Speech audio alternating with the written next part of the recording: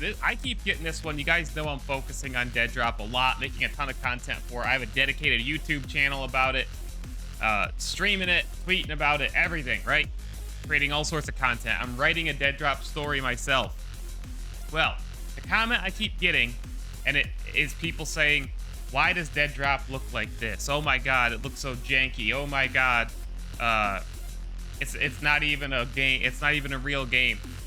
Hold the phone, and I feel like I shouldn't have to say this, but I have to say this because so many people are asking this question and commenting it and laughing and trolling. Midnight Society's doing something really special with Deadrop. They're allowing us to play the game basically from day one, the very first playable build we got access to. Most games, you don't even see.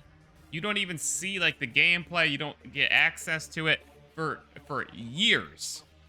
It's been in development for years when you see it. Games don't just look great. Like, oh, it's 6 months. We made this game look amazing. They take years and years and years of work. So, for example, I'm going to put some Deadrop gameplay on the upper right here. For example, Red Dead Redemption 2 took 7 years of development. 7 years. And I'll even put it on screen for you. Halo Infinite was like, what? Six years. Games take for Beyond Good and Evil 2 has been in development for 15 years now, and it's still not out. We still haven't seen real gameplay. So when people ask, why does Deadrop look like this? Every single aspect of this game is unfinished, and this game has years of development to go. Before, like I said, I made a video about when this game is going to come out, when will it go early access, and so on. I think at a minimum, this game goes early access 2024.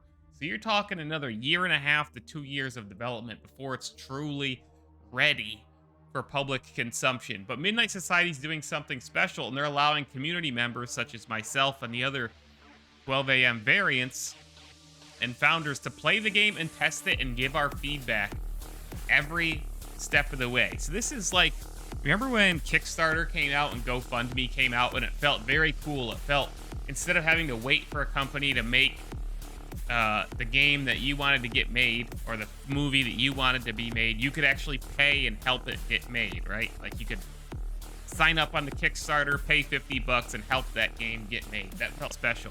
This is like a step more than that. Not only are we variants paying for access to the game at this early stage and helping literally fund the game, it's like crowdfunding, but it's like crowd development. So we get to fill out all these surveys and say, hey, this is what I think about this weapon. This is what I think about that weapon. This is what I think about the graphics, the movement. From the very beginning, not like way late in the process where your feedback doesn't matter anymore, where it can't be fixed. They're letting us in from the ground up, from the very bottom floor. And they're saying, okay, what do you think of this? And if we don't like it, they're going to change it. They want to make a game.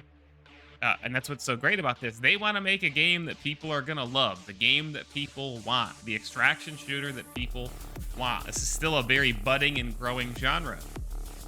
And right now, all the games in this space are kind of the same. Escape from Tarkov is very slow and cumbersome. People don't, and a lot of people love it. Don't get me wrong. But they're trying to make something different, and that's why they're allowing us to give our feedback, and they're allowing us to have access. And instead of putting us under an NDA, which is what most games do, what most developers and companies do, okay, you can test the game, but you can't actually stream it. You can't show it. You can't talk about it. You got to keep everything a secret. They're being extremely transparent, which, hey, most people think transparency is a good thing, and they demand transparency out of companies and everything, right? This is why a lot of companies don't want to be transparent, is because when you be transparent and you let people in the blockout stage of development, which is the earliest stage of development, it's environments with no textures, and the animations aren't finished, and the lighting's not finished, and the resolution is low, and the frames per second isn't there yet. People start jumping all over it and saying, well, why does the game look like this? Why does it run so poorly? Why aren't there textures on the walls? Why are there only this many character models. So people really have to figure this out. People need to start understanding game development and understand that this takes an incredible amount of work and money and resources and passion, and that Midnight Society is doing something truly different with Deadrop. So if you're asking yourself, ooh, you know, why does Deadrop look like this? Why does it run like this? By the way, every single snapshot has improved graphically and performance-wise, and we're getting new features all the time. In reality, the development is moving incredibly fast. I've been blown away by how fast this game is evolving. Every 6 weeks, we're getting totally new things and unexpected things. Quality of life improvements, weapons. I can't believe how fast they're moving. But I think the gaming world, and especially a lot of gamers and people on social media, need a reality check on how game development works. You know, for comparison, all the Marvel movies are filmed on green screens for the most part, right? It's just actors standing in front of a green screen, and all those special effects are added later. You know, those aren't real sets, obviously. We don't have spaceships and other planets.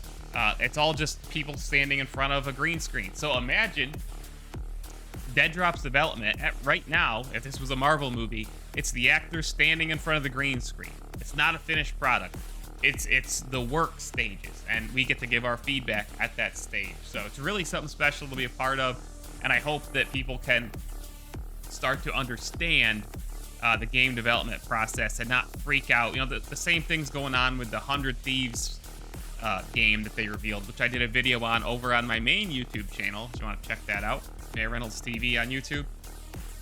It's in the blockout stages. It's a basic environment where the developers can craft you know, the weapons, the movement, the abilities of the game, the sandbox, so to speak. And that's where all games start, believe it or not. I played Splitgate at that very early stage, and look what that turned into, an incredible arena shooter. So, next time somebody sits there and they say, why does Deadrop look like this? Explain. It has years to go in development, and people really need to get a grip and stop trolling, and stop judging the game or any other game that you see in development at an early stage.